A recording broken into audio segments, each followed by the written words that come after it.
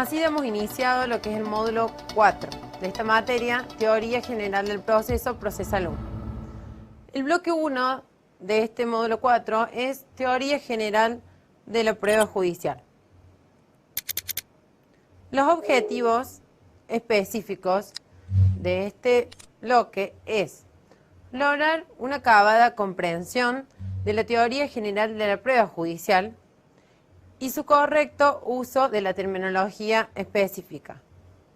Dimensionar la trascendencia de la actividad probatoria en la búsqueda de la verdad en el proceso civil, en el proceso laboral, penal y de familia. Establecer diferentes cargas y facultades de las partes en la materia probatoria según el proceso de que se trate y profundizar los principios que gobiernan la actividad probatoria. La prueba, para poder hablar de prueba, volvemos a retomar lo que son las unidades anteriores. Y se tiene que abordar de algo que seguramente ya vieron en la introducción al derecho, que es la estructura de la norma jurídica. Una norma jurídica está estructurada por dos partes. Tiene una hipótesis condicionante y una consecuencia jurídica. En la hipótesis condicionante tenemos pautas de conducta generales y abstractas. Y en el caso que se dé esa pauta de conducta en forma general y abstracta, se va a aplicar una determinada consecuencia jurídica. Para que ustedes entiendan, una norma del derecho penal que dice que mataré a otro, en ese caso esa parte sería la hipótesis condicionante, tendrá 8 años, de 8 a 25 años de prisión. Esa sería la consecuencia jurídica para aquella persona que encuadre dentro de esa hipótesis condicionante. Toda norma jurídica condiciona su aplicación y efectos a la existencia de una determinada situación de hecho que debe ser necesariamente probada o verificada. Es decir, nosotros debemos probar que esa hipótesis condicionante, que esos hechos se dan en la realidad y de ese modo hacer efectiva la aplicación de la norma, de la consecuencia jurídica. Esta unidad de lo que es prueba, este bloque, lo estructuramos de acuerdo a lo que nos enseña el maestro Couture, que es un profesor uruguayo de derecho procesal, que estructura lo que es la teoría general de la prueba judicial de este modo que vamos a ver ahora. Lo primero que se pregunta el doctor Couture es ¿qué es la prueba judicial? Entonces, en esta pregunta vamos a ver lo principal, que es el concepto de prueba judicial. La segunda pregunta es ¿qué se prueba? La respuesta a esta pregunta sería el objeto. ¿Qué vamos a probar? ¿Qué es lo que pretendemos probar? El objeto de prueba. Después, la otra pregunta es ¿quién prueba? Acá hablaremos de lo que es la carga de la prueba, las cargas dinámicas de la prueba y lo que se conoce como inversión de las cargas probatorias. La otra pregunta es ¿cómo se prueba? O sea, ¿cuál es el procedimiento establecido en la ley para acreditar un determinado hecho? Después tenemos ¿qué valor tiene la prueba judicial? Ahí veremos cómo se valora la prueba judicial.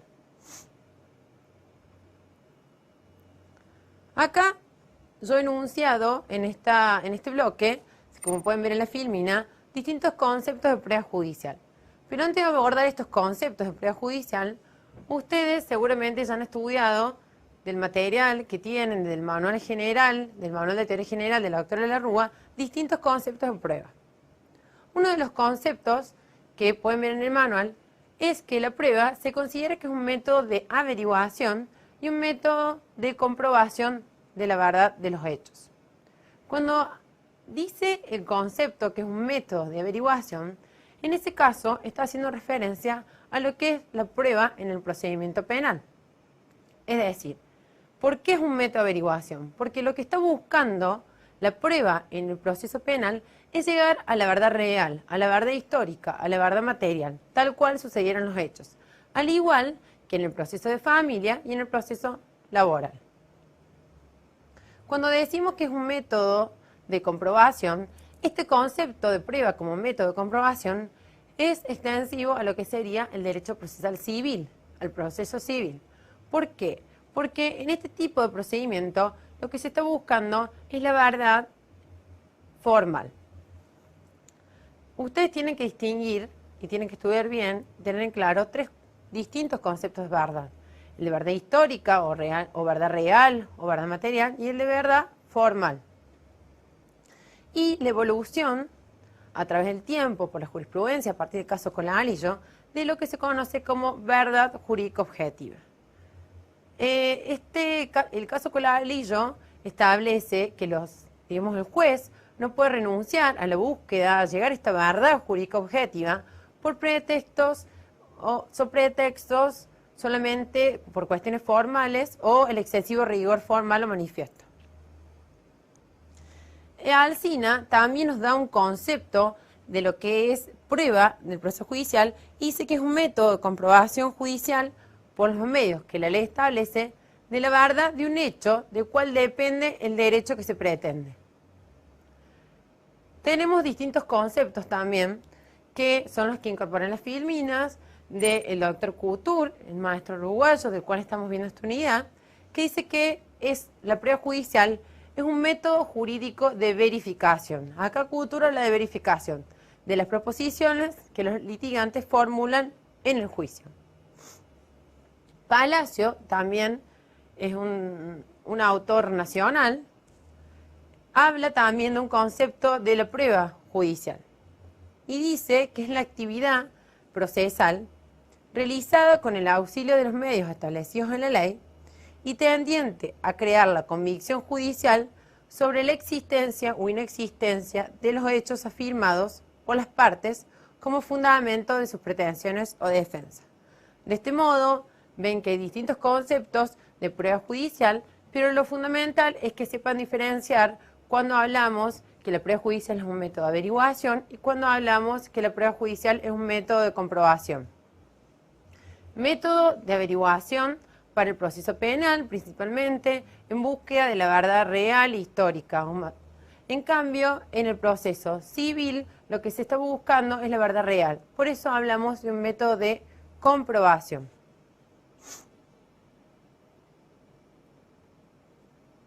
Ahora vamos a ir a la segunda pregunta que habla el maestro Couture, es ¿qué se prueba? ¿Qué sería el objeto de la prueba? Cuando decimos objeto de prueba, es aquello que nosotros pretendemos probar. Como regla general, nosotros queremos probar los hechos que van a fundar nuestras pretensiones. Es decir, nosotros podemos decir que los hechos sí se deben probar y el derecho no. Porque el derecho se conoce, hay un principio general que se presume conocido por todos. El derecho se va a probar solamente en casos excepcionales, en caso de tratarse de derecho extranjero, costumbre extranjera. ¿Qué hechos debemos probar? Dijimos que los hechos deberían probarse, no el derecho. Pero ¿cuáles son los hechos específicos que nosotros debemos probar? Y son los hechos controvertidos. Es decir, que son afirmados por una de las partes y son negados por la contraparte. Sin embargo, muchas veces, aunque estos hechos fueran controvertidos, el derecho exime de probar a aquellos hechos que sean, primero, admitidos en forma expresa, o sea, que no hayan sido contradichos por la contraria, o tácitamente, admitidos tácitamente, o sea, que no haya silencio de la contraria. Después hay ciertos hechos presumidos por la ley, que en este caso se produce lo que se conoce como la inversión de la carga de la prueba. Después hay otros hechos que están eximidos de ser acreditados, como son los hechos evidentes, los hechos normales y los hechos notorios. Tienen que entender bien la diferencia que hay entre estos distintos tipos de hechos, entre los hechos evidentes, normales y notorios. Los hechos evidentes son evidentes para el juez, de acuerdo a la experiencia de un juez. Los hechos normales son los que son conocidos por todos, por el normal de las cosas. Y los hechos notorios son aquellos que son evidentes, pero solamente para un círculo de personas determinados, en un momento dado. O sea, para un círculo de personas en un momento dado. Por lo tanto, los hechos admitidos, los presumidos por la ley, los evidentes, los normales y los notorios van a estar eximidos de ser probados. Otro concepto fundamental acá es el de la carga de la prueba, es decir, el sujeto que debe probar en todo proceso judicial. Como regla general, decimos que quien alega un hecho debe probarlo. Pero esto es lo que se conoce como una carga procesal, que ya lo hemos visto en otras unidades. ¿Qué quiere decir que sea una carga procesal? El hecho de probar, esta carga de probar, sea una carga procesal. Es que, como dijimos en unidades anteriores, es un imperativo del propio interés. O sea que el sujeto puede, por medio de esta carga de prueba, colocarse en una situación de mayor expectativa, probabilidad de obtener una sentencia favorable, una mejor sentencia. La carga de la prueba, entonces tenemos la regla, el juez ayuda a decidir y las partes, respecto a ellas, se reparte de antemano en la actividad probatoria. En principio, como habéis dicho, quien afirma un hecho, quien alega, prueba. Si no, pierde. Si la existencia de un derecho depende de su reconocimiento en juicio y dicho reconocimiento depende de la prueba judicial, si nosotros no probamos esa situación, el derecho no existe. Es decir, como ahí puse en las filminas, un derecho que no ha sido probado es un derecho que no existe. ¿Cómo funciona la carga de la prueba? De acuerdo a los distintos hechos. Como regla general, se dice que los hechos constitutivos van a ser probados por el actor. Los hechos extintivos van a ser probados por la demandada. Los invalidativos van a ser probados por el actor y los convalidativos por el demandado. ¿Cómo, a modo de ejemplo, ustedes pueden entender esto? Ahí, en la filmina, puse el caso de un préstamo en dineros. Entonces, el actor tiene que probar el hecho constitutivo, o sea que existió un préstamo en dinero y que está la deuda presente. El deudor va a tener que probar un hecho extintivo, es decir, que ha hecho pago de esa deuda. El acreedor va a tener que probar un hecho invalidativo, es decir, que esta persona que supuestamente pagó la deuda, lo pagó mal, la pagó un tercero. O sea, quien paga mal, paga dos veces. Y el demandado deberá probar un hecho convalidativo del invalidativo del anterior, que en realidad él no pagó un tercero, sino pagó al acreedor. Esto es fundamental que ustedes entiendan lo que es la carga de la prueba para poder después seguir hablando, que lo vamos a ver en el bloque siguiente, cómo funciona la teoría de las cargas dinámicas, la inversión de la carga probatoria y poder seguir respondiendo a las preguntas que nos enseña el maestro Couture. O sea, cuál es el procedimiento, cuáles son los medios de prueba, cómo se valora también la prueba y terminar con esto fundamental que es la teoría de la carga de la prueba. Y con esto damos por finalizado lo que es el bloque 1 del módulo 4 de Teoría General de la Prueba Judicial.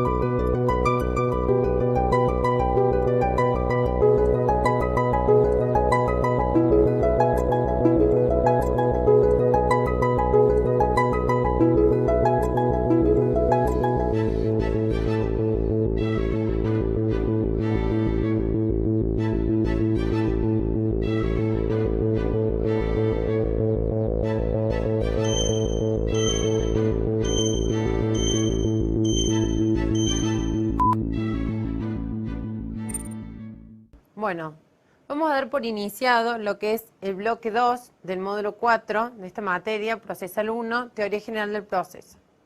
Vamos a seguir con el tema de lo que es la carga de la prueba. Retomando lo que vimos en el bloque anterior, volvemos a decir que todo hecho negativo, en general, implica un hecho positivo, solo que es puesto de manera negativa. De ese modo, lo podemos reformular en forma positiva y probarlo. Tenemos a su vez hechos difíciles de prueba, que en este caso vamos a aplicar lo que son las pruebas Levioles, o se conoce el instituto como pruebas Levioles.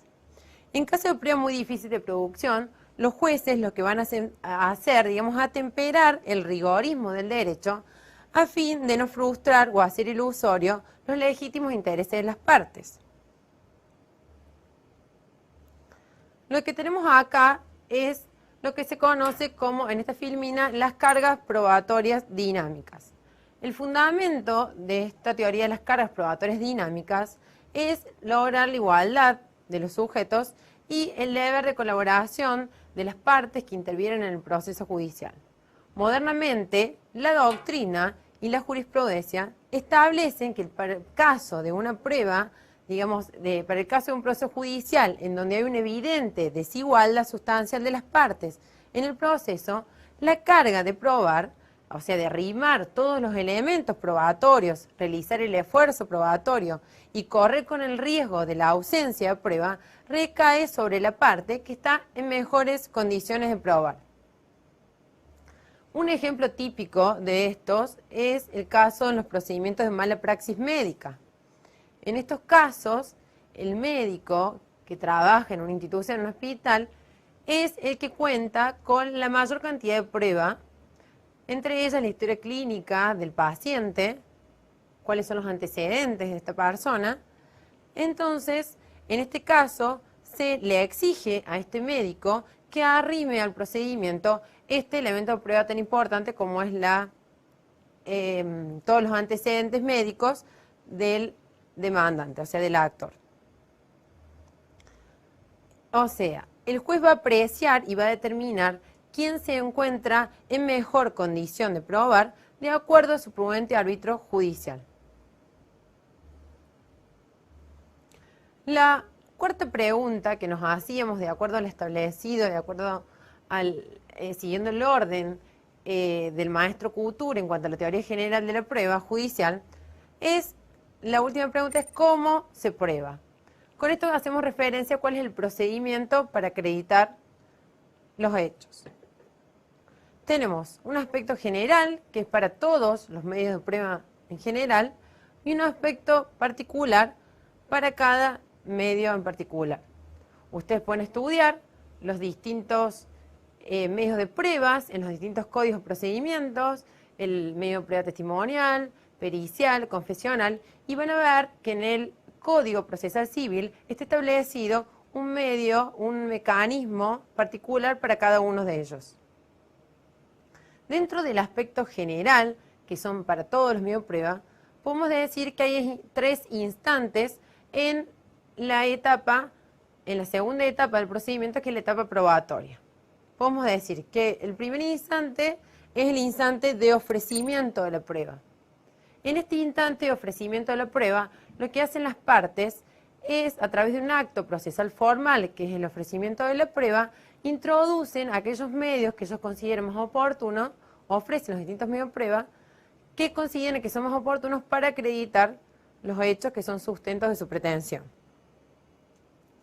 Dentro del proceso civil, este plazo, digamos, para ofrecer prueba, es un plazo fatal. Ya vimos en las otras unidades lo que significaba un plazo fatal, que es un plazo que caduca de pleno derecho, que no requiere el acuse de negligencia de la parte contraria. Y a su vez es un plazo común. ¿Qué quiere decir esto? Que va a correr este plazo común a partir de la última notificación que se haga a las partes. En el proceso de familia, esta etapa de ofrecimiento de la prueba se realiza en la etapa ante el juez de familia. En cambio, en el proceso penal, esta etapa, digamos, de ofrecimiento de la prueba, que en algunos determinados supuestos, cuando hay constitución de querellante, se realiza ante la etapa de investigación penal preparatoria. Un segundo instante que tenemos es el instante del diligenciamiento de la prueba. En esta etapa de diligenciamiento, lo que realizan las partes, se realiza un acto de recepción de la prueba, de todos los elementos probatorios, en el tribunal. ¿Cómo es la forma de realizar este diligenciamiento? Va a variar de acuerdo al medio de prueba, que hayamos ofrecido. Por ejemplo, si ofrecimos una prueba testimonial, esta se va a diligenciar por medio de una audiencia, se va a fijar día y hora de audiencia, en donde van a ser receptadas las pruebas testimoniales, que como regla general van a ser en la órbita del tribunal, en los días y horas hábiles, pero también se emiten excepciones, que puede ser que se habilita día y hora, algún día y hora inhábil, para receptar alguna diligencia, algún medio de prueba, y puede ser también fuera de la sede del tribunal. Como es el caso, para que ustedes lo puedan entender, a modo de ejemplo, el caso de que se necesite receptar una testimonial de una persona de avanzada edad que se encuentra internada, se puede receptar esta testimonial en el hospital en un día y una hora inhábil, o sea, fuera de la sede del tribunal. Para otros medios de prueba, como por ejemplo la confesional, también se va a fijar una audiencia, se fija día y hora de audiencia para receptar la solución de posiciones de las partes. O pedir la incorporación de informes, o realizar la pericia, constituirse en el tribunal el perito, por ejemplo, calígrafo, y realizar lo que se conoce como cuerpo de escritura. Esto va a variar entonces de acuerdo a cada medio de prueba que se haya ofrecido en el procedimiento. Después tenemos un tercer instante, que es el instante de valoración de la prueba. Este instante de valoración se realiza tanto por las partes como por el juez en distintas oportunidades procesales.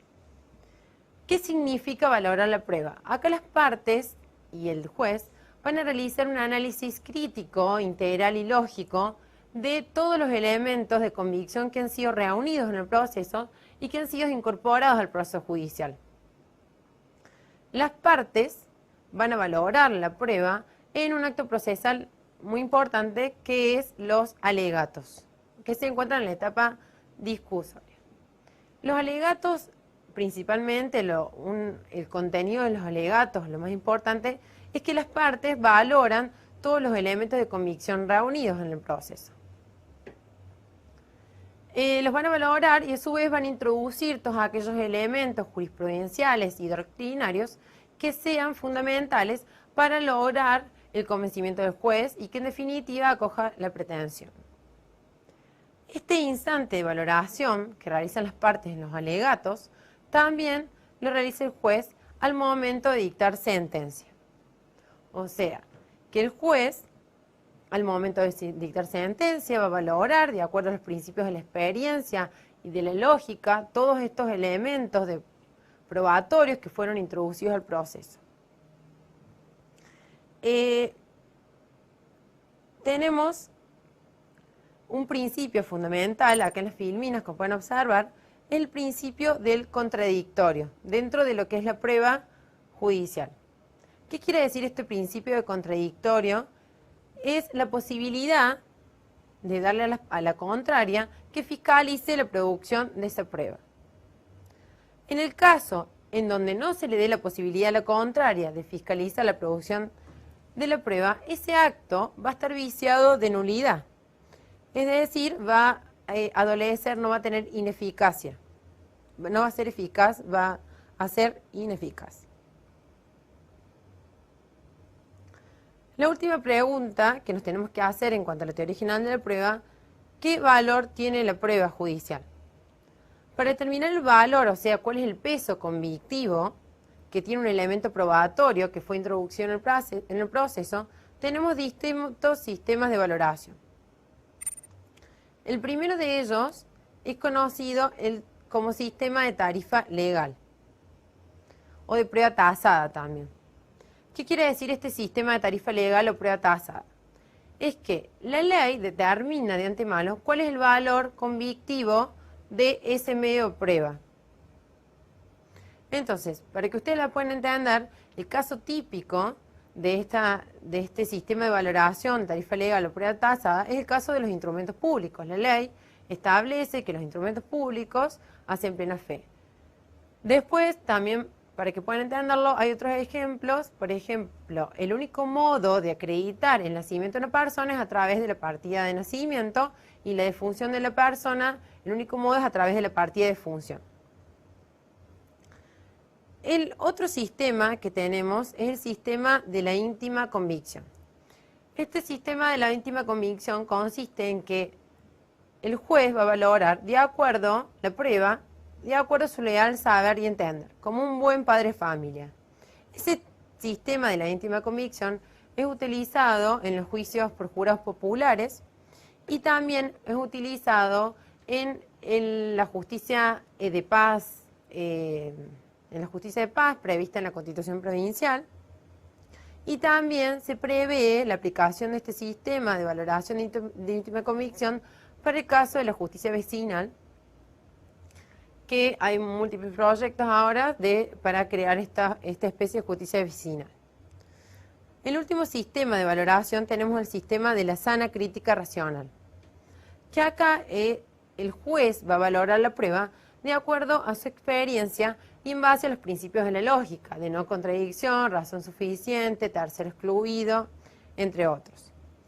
La Constitución Provincial de la provincia de Córdoba establece ya en el artículo 155 que los jueces deben resolver las causas sometidas a su conocimiento con fundamentación lógica y legal. Aquí está haciendo referencia también al sistema de valoración que tiene que tener en cuenta la sana crítica racional. Está haciendo referencia a la sana crítica racional. Agregué en las filminas acá, que es importante para que lo lean, un concepto un pensamiento de Andret, que dice que por tener el derecho a las ciencias sociales, la decisión del juzgador debe tener un fundamento razonable. Dicha exigencia de fundamentación tiene que ver no solo con una cuestión lógica, sino también ontológica. Esto es lo que dice Andret. Ustedes lo pueden ver en el libro de Teoría General de la Argumentación Forense de Bucatos.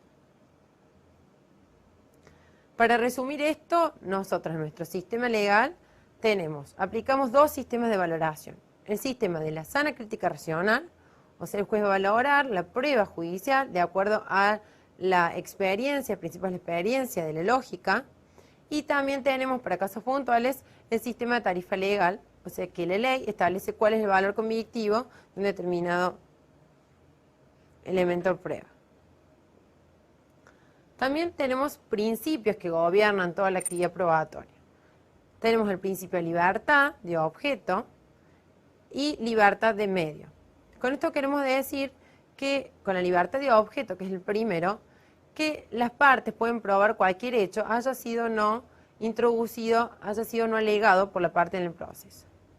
Esto lo pueden ver, estudiar del Código de Proceso Civil, artículo 200, 201, 202.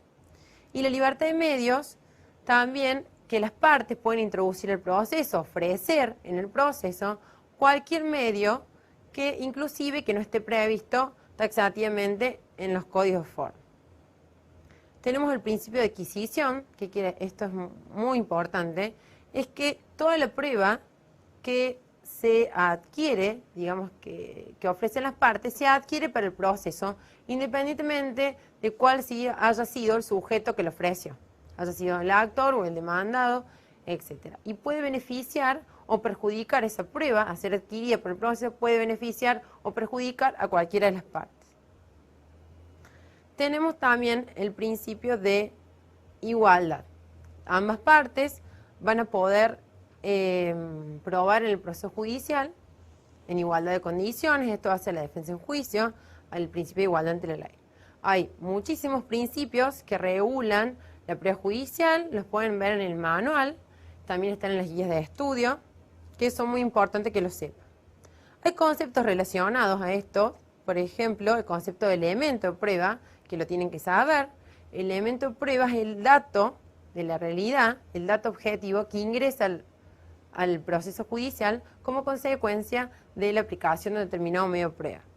El medio prueba es la vía o camino que están regulados en la ley, mediante el cual se introduce el elemento prueba del proceso. El objeto prueba, que ya lo vimos, eran los hechos, o sea, lo que nosotros pretendemos probar, y el órgano de prueba es el sujeto de cual emana ese elemento prueba. Para finalizar, tenemos unas palabras finales del maestro Couture que dice que en sentido jurídico procesal, la prueba es un método de averiguación y un método de comprobación. La averiguación es propia del procedimiento penal, en el que se busca la verdad históricamente ocurrida, en tanto que la noción de comprobación se ajusta al proceso civil. Con esto damos por finalizado lo que es el bloque 2 del módulo 4 de prueba judicial.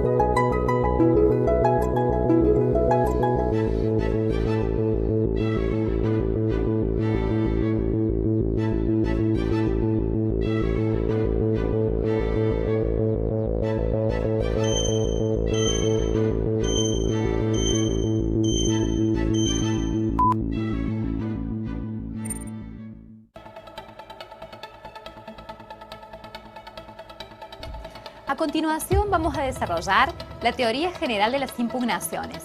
Los invito a conocer los objetivos de esta tarea. En primer lugar, reconocer la trascendencia de la teoría general de las impugnaciones dentro de la estructura del proceso judicial. En segundo término, favorecer la toma de conciencia respecto de la importancia que tiene el ejercicio del poder de impugnación en la búsqueda de la justicia y la regularidad del trámite procesal. En tercer lugar, reconocer los distintos medios impugnativos.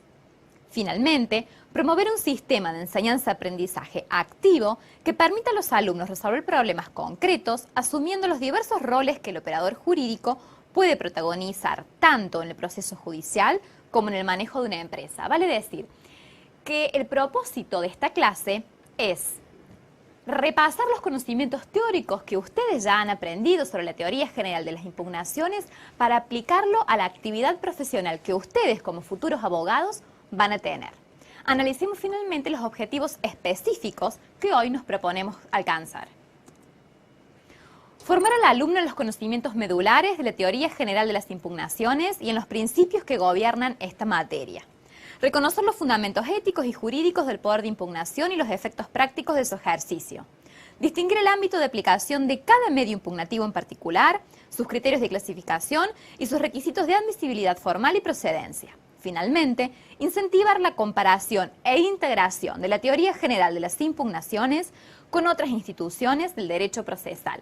Es decir, no solamente hoy vamos a abordar a la institución de la impugnación procesal, sino que además la vamos a relacionar con el resto de las instituciones procesales que ustedes ya conocen. Comencemos a analizar la impugnación procesal. Bien, ustedes ya conocen que el proceso se divide en etapas, esenciales y eventuales. Las esenciales son la introductoria, la probatoria, la discusoria y la decisoria. Y dentro de las etapas eventuales encontramos a la impugnativa. Es decir, la impugnación procesal se ejerce principalmente en la etapa impugnativa, pero esta no es la única oportunidad procesal en la cual impugnamos. ¿Por qué? No únicamente vamos a impugnar la sentencia que resuelve el fondo de la cuestión, sino que también los justiciables pueden impugnar otros actos procesales durante la tramitación del proceso, con características diferentes y a través de medios procesales distintos. El trámite procesal, el proceso, debe cumplirse de manera legal y también regular. Cuando un acto procesal es irregular, el ordenamiento jurídico procesal regula dos mecanismos de saneamiento de esta actividad irregular. Uno que actúa a priori y otro a posteriori. ¿Qué significa esto? El mecanismo de saneamiento a priori es preventivo, es decir, evita que el acto irregular ingrese al proceso. Por ejemplo, en el caso del Código Procesal Civil de la provincia de Córdoba, el artículo 176 establece la posibilidad de que el juzgador rechace una demanda cuando ésta es manifiestamente improponible o bien señale los defectos para que sean subsanados y luego de esto la admitirá. Los mecanismos de saneamiento a posteriori funcionan cuando el acto irregular ha ingresado al proceso, vale decir, funcionan como un remedio frente al acto procesal irregular ya incorporado en el proceso. Aquí encontramos a la impugnación procesal, como un remedio que actúa frente a un acto irregular. Ahora bien, la impugnación procesal tiene fundamentos. ¿Por qué impugnamos? En primer término, el primer fundamento de esta institución reside en la falibilidad del hombre juez. ¿Qué implica esto? El juez es un hombre, un ser humano y por lo tal es falible, no es perfecto. Entonces, ante la posibilidad que el juez se equivoque, es que el ordenamiento procesal establece estos remedios para subsanar estas irregularidades. Por otra parte, los actos procesales deben ser justos y también regulares. Cuando un acto no es justo o no es regular, entonces la impugnación permite modificarlo, permite revocarlo, modificarlo, sustituirlo para paliar esta irregularidad. ¿Cuál es el requisito indispensable para que proceda la impugnación? La existencia de un agravio. ¿Qué es el agravio o gravamen? Es el daño, el perjuicio material o moral que este acto irregular, el acto atacado, provoca al sujeto que impugna. Esto es el agravio. Es decir, el agravio es la medida de la impugnación. Si no hay agravio, no impugno. Ahora quiero hacer la siguiente aclaración. Basta con que el sujeto impugnante invoque el agravio al tiempo de impugnar, aunque luego de que se sustancie toda esta instancia, el tribunal resuelva que no le asiste el derecho. Vale decir, basta con que invoque el agravio, aunque de hecho luego el tribunal resuelva que este agravio no sea verificado. ¿Cuáles son los principios que rigen la teoría general de las impugnaciones? Son tres: el principio de congruencia, el principio de bilateralidad y el de taxatividad legal. El principio de congruencia establece que el órgano jurisdiccional está limitado a lo que ha sido materia de agravios. Vale decir, por ejemplo, yo interpongo una demanda de daños y perjuicios persiguiendo el cobro de una indemnización derivada de un accidente de tránsito. El juez hace lugar a mi demanda, condena a la contraria el pago de una indemnización de 100.000 pesos, pero impone las costas por su orden. Yo apelo solo la imposición de costas por su orden. ¿Qué significa? Que la Cámara Civil que va a resolver solamente puede modificar la imposición de costas, solamente va a ceñir, va a limitar su decisión a lo que ha sido materia de agravios, no pudiendo modificar la condena de la indemnización de 100.000 pesos. ¿Está claro? Es decir, limita la actividad decisoria del tribunal a lo que ha sido materia de agravios.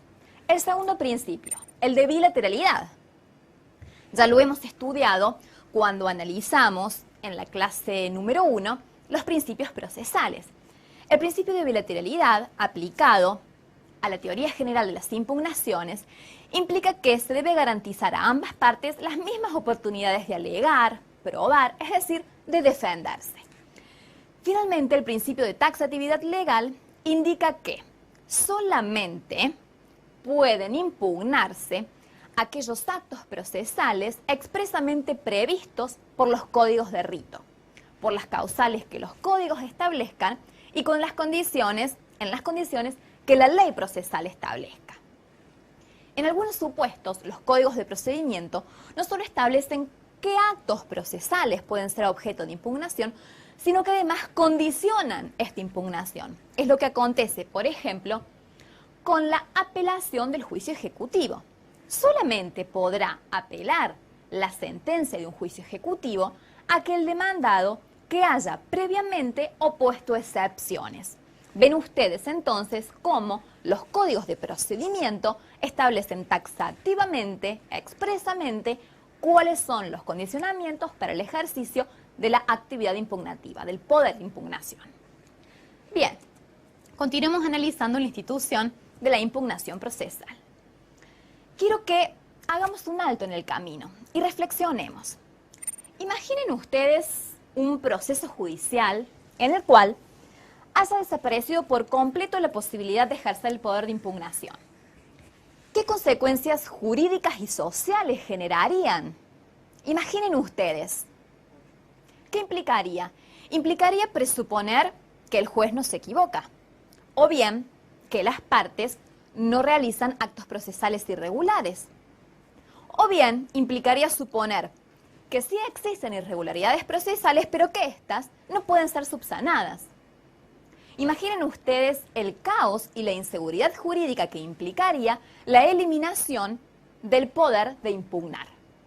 Visualizan ustedes entonces la gran importancia que tiene esta institución en el ámbito del proceso. Bien, continuamos nuestro camino, nuestro recorrido en el análisis de la impugnación. Para analizar esta institución vamos a realizar 3 preguntas. ¿Quién impugna? Esto es, impugnabilidad subjetiva. ¿Qué se impugna? Es decir, impugnabilidad objetiva. ¿Y cómo se impugna? Vale decir, hacemos referencia al procedimiento impugnativo y al acto impugnativo. ¿Quién impugna?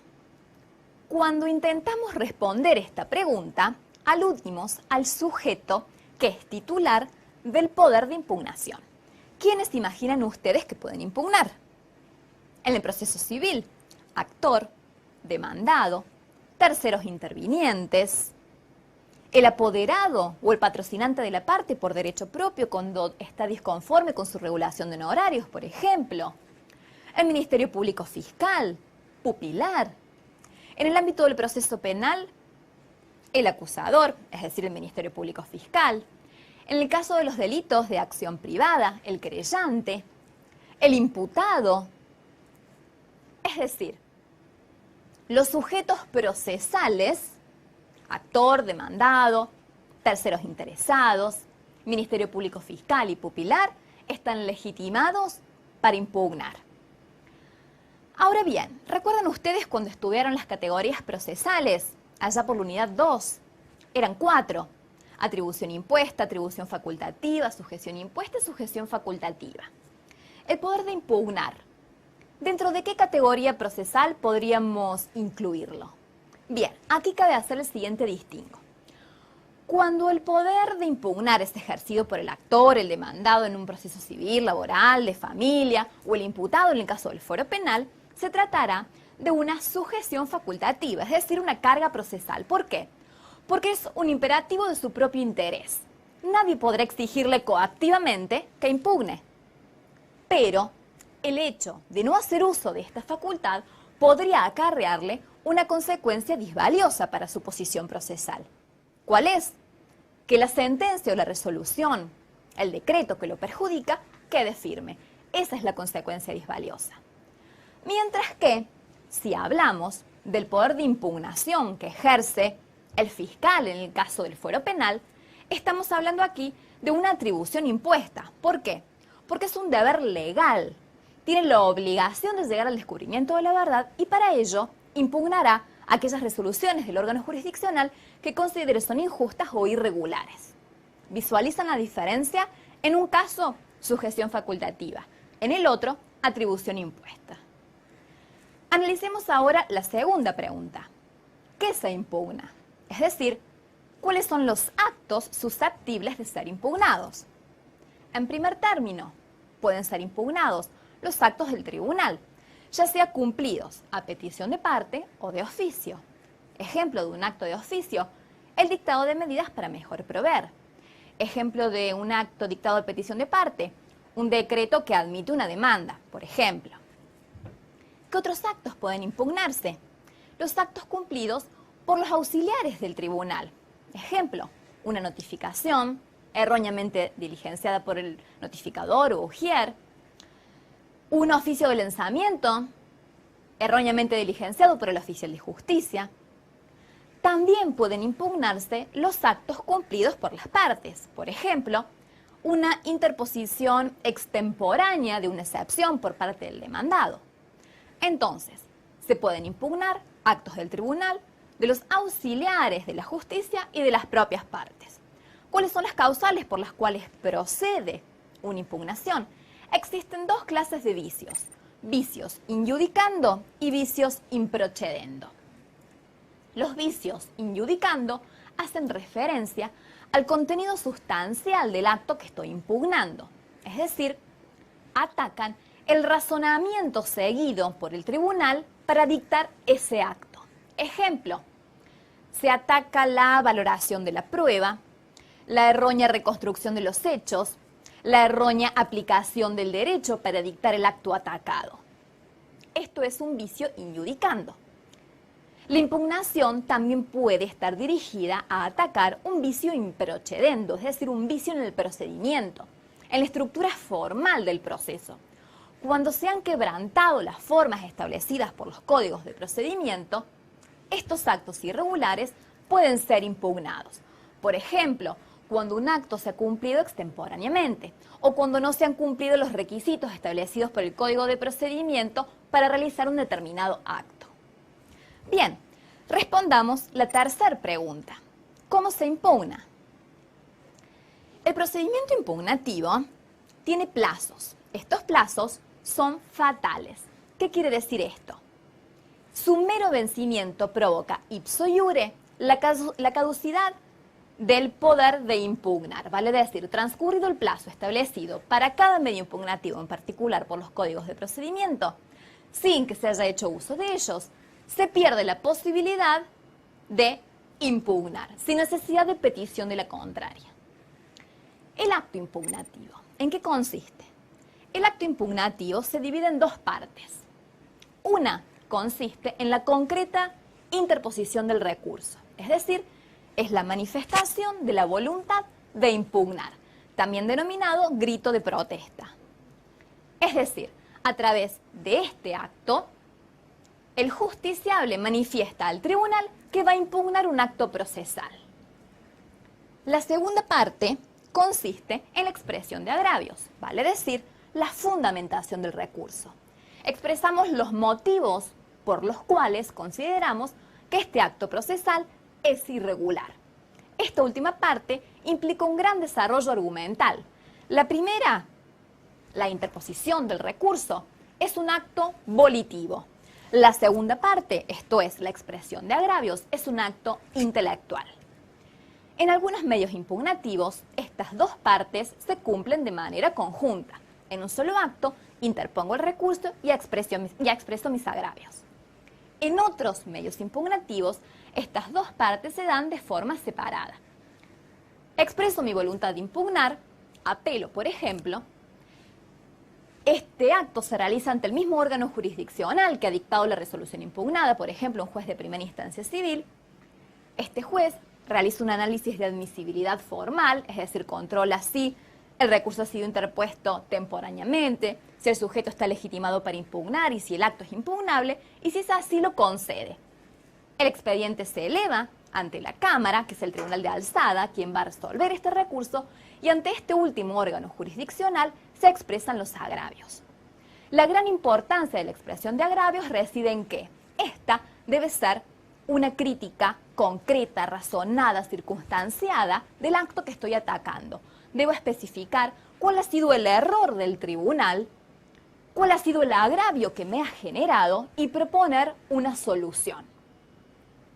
En el próximo bloque vamos a analizar en forma práctica cómo debe redactarse un recurso judicial y vamos también a trabajar en la técnica jurídica para elaborar recursos.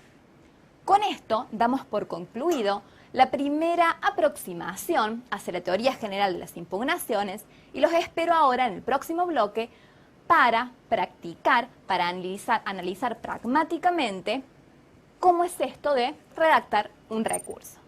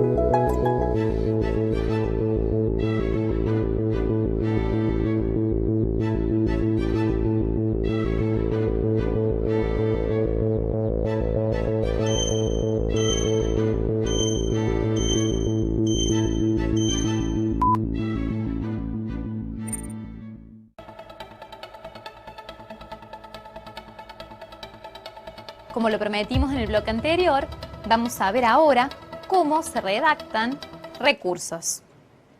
Dijimos recién que el acto impugnativo se conformaba de dos partes. En la primera, manifestábamos la voluntad de impugnar.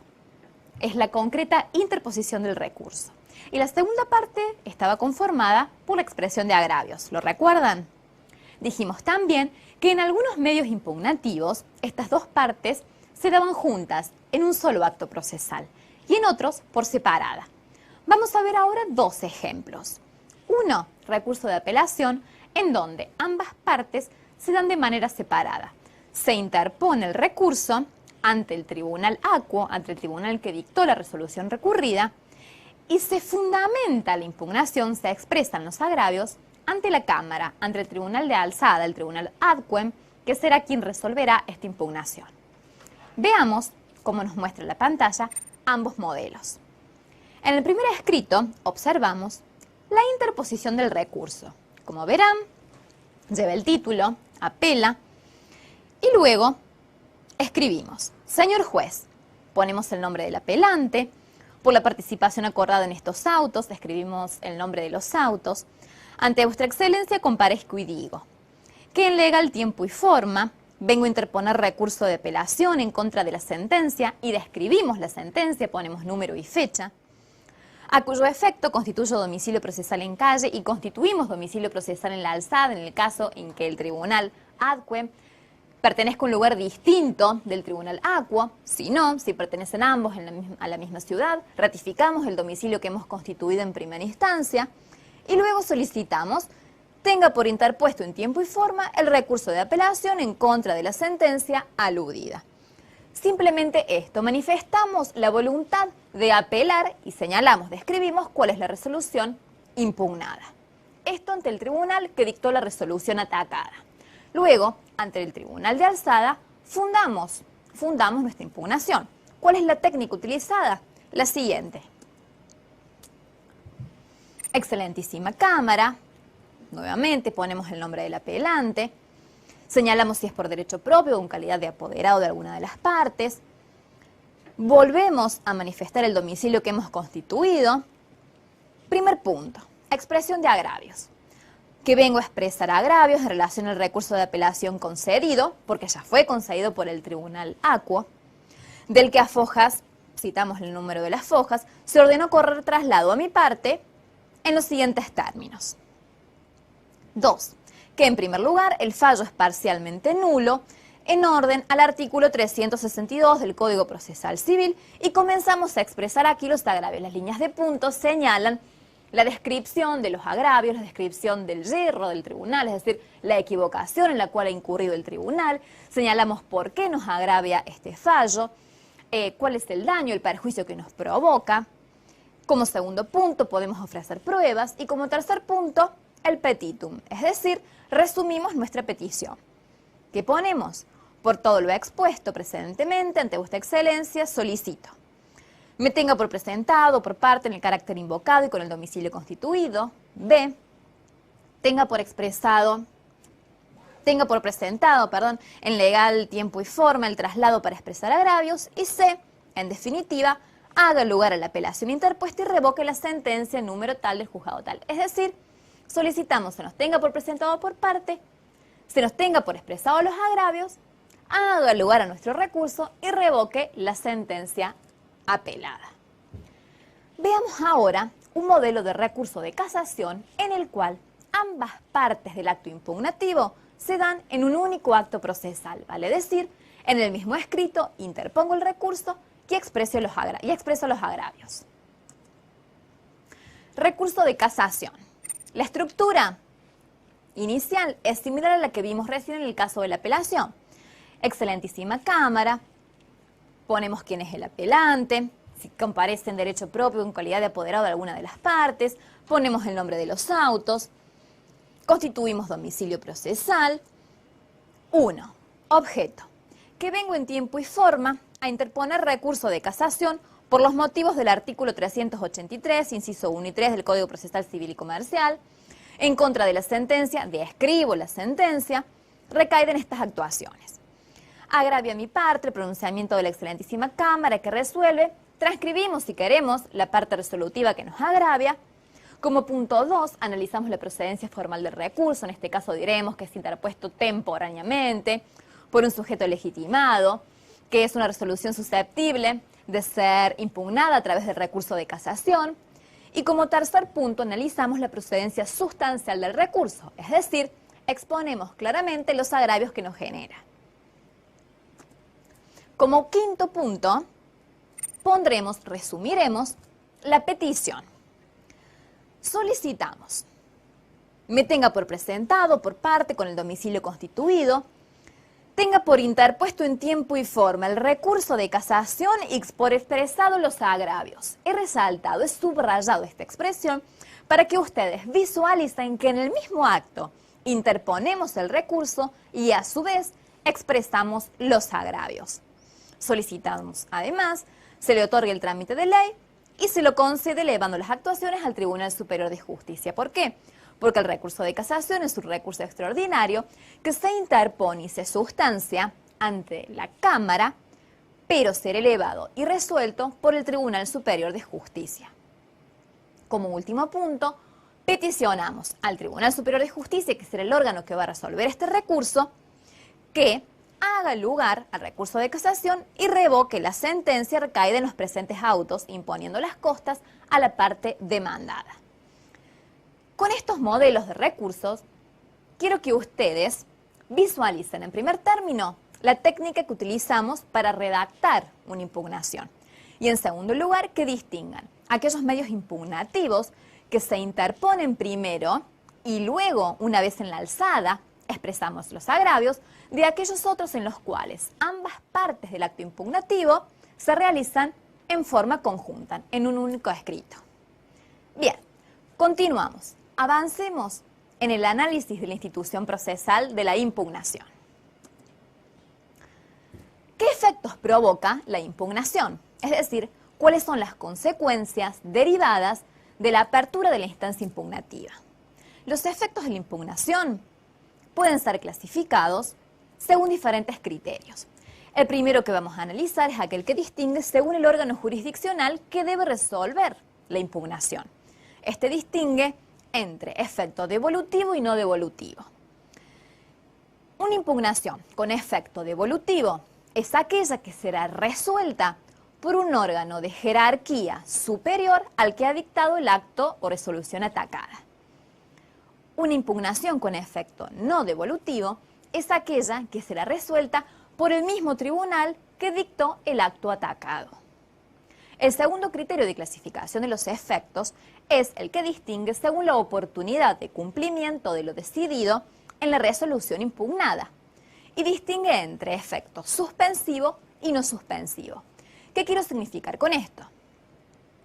Una impugnación tendrá efecto suspensivo cuando lo decidido en la resolución que es impugnada no podrá ser ejecutado, es decir, se suspende provisoriamente la ejecución de la resolución atacada hasta tanto se resuelva la impugnación. Es decir, lo que se suspende no es el proceso, solo se suspende la ejecución de lo que manda a realizar la resolución impugnada. El efecto suspensivo es la regla general tanto en el proceso civil como en el penal. Solo excepcionalmente se ha establecido el efecto no suspensivo para determinadas situaciones en las cuales se generaría un gran perjuicio al justiciable si se suspendería la ejecución de la resolución atacada. Ejemplo, en un juicio por alimentos o litis a expensas, porque se generaría un gran daño a la persona que percibe esta cuota alimentaria la suspensión de su pago durante la sustanciación de la instancia impugnativa. Lo mismo acontece en el caso de un juicio ejecutivo, cuya sentencia sea apelada por el ejecutado, el actor que ha ganado, el vencedor, podrá ejecutarla previa fianza. ¿Para qué? Para favorecer de esta forma el tráfico comercial. Entonces, la regla es el efecto suspensivo. La excepción para estos determinados supuestos hacen que los efectos sean no suspensivos, pero siempre en calidad de excepción. El tercer criterio de clasificación de los efectos de las impugnaciones es aquel que distingue según que las consecuencias alcanzan al sujeto impugnante o a otros que no han impugnado. Los efectos pueden ser entonces personales o extensivos o comunicantes. ¿Qué significa esto? La regla en el proceso civil es que los efectos que provoca la interposición y la resolución de una impugnación solamente benefician o perjudican al sujeto que ha impugnado, no a los demás litis consortes, por ejemplo. Solo excepcionalmente se comunicará, es decir, afectará a otras personas que no han impugnado. ¿Cuándo?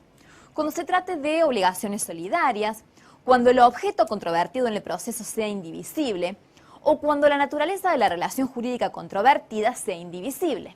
Ejemplo, es decir, impida que el mismo acto pueda producir efectos con relación a una persona y otros efectos diferentes con relación a otra parte de ese negocio jurídico. A modo de ejemplo puedo citar la acción de simulación. Si se interpone una acción de simulación, en primera instancia se hace lugar, una de las partes involucradas en el negocio apela, la Cámara resuelve rechazar la demanda.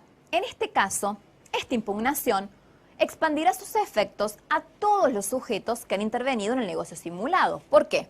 Porque un negocio no puede ser válido para alguna de las partes contratantes y simulado para otras.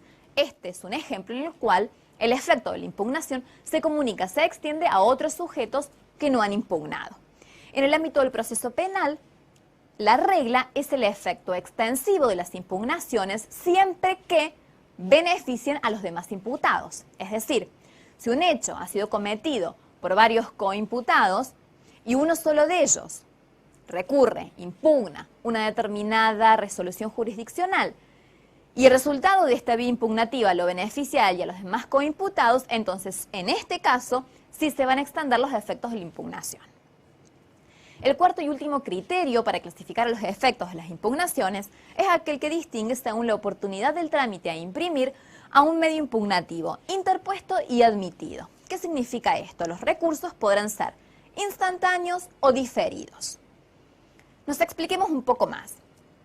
La regla es que un recurso es interpuesto y una vez concedido por el tribunal se sustancia y se resuelve sin solución de continuidad, es decir, sin intervalos.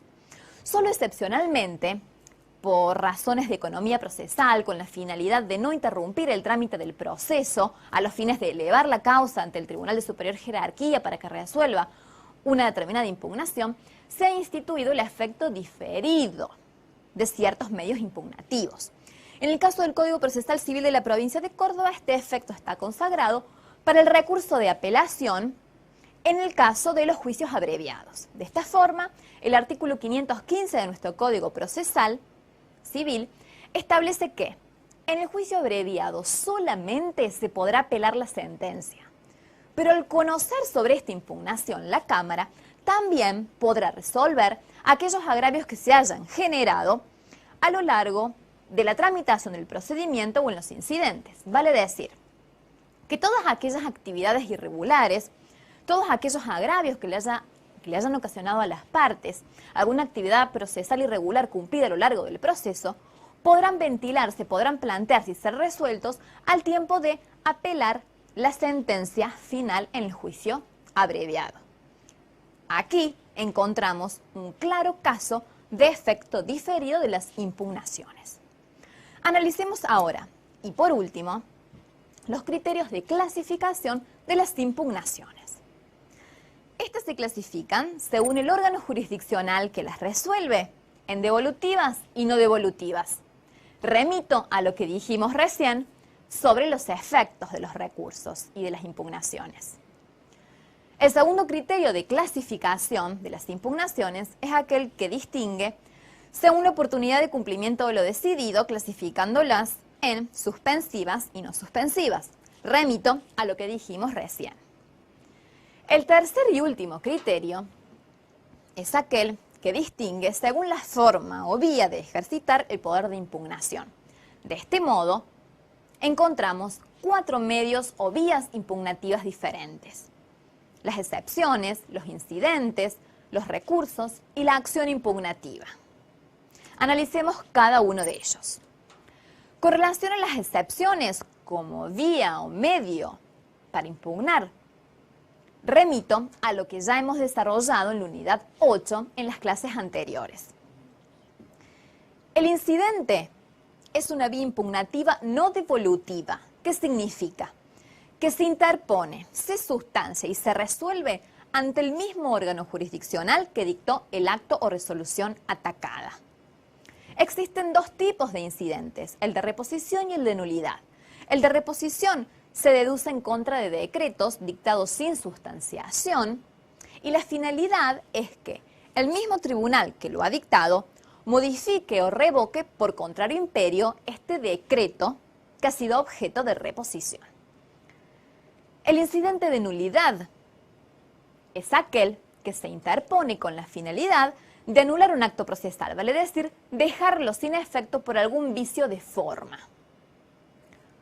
Por su parte, los recursos consisten en una vía o medio impugnativo que se deduce en contra de actos de decisión, se interponen ante el mismo órgano que ha dictado el acto o resolución atacada y serán resueltos por otro órgano jurisdiccional de superior jerarquía, es decir, de mayor jerarquía funcional por el grado. Existen 2 clases de recursos, los ordinarios y los extraordinarios. Aquellos ordinarios son los medios impugnativos que proceden por causales genéricas, vale decir, la fórmula que ha elegido el legislador para regularlos es amplia, flexible, mientras que los extraordinarios proceden por causales taxativamente enumeradas por la ley, tal es el caso del recurso de casación o recurso de inconstitucionalidad. Son aquellos que proceden cuando se han vulnerado normas constitucionales o se han violado valores fundamentales para una sociedad. Por ejemplo, el valor del principio de cosa juzgada, falta de fundamentación lógica y legal de una sentencia.